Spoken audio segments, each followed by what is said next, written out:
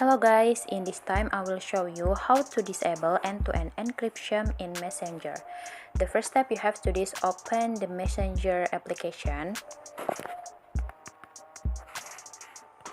Okay. Once you log into your room chat, select the three horizontal lines in the left top corner. And then afterwards select the setting icon. And then scroll down and find privacy and safety. Afterwards select end-to-end encrypted chat, and then select message storage, and then scroll down and select turn off secure storage, and then select continue, and done.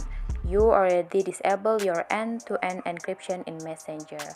Okay guys, maybe that's all my videos. Thank you so much. I hope it can help you, and see you in the other videos. Bye bye.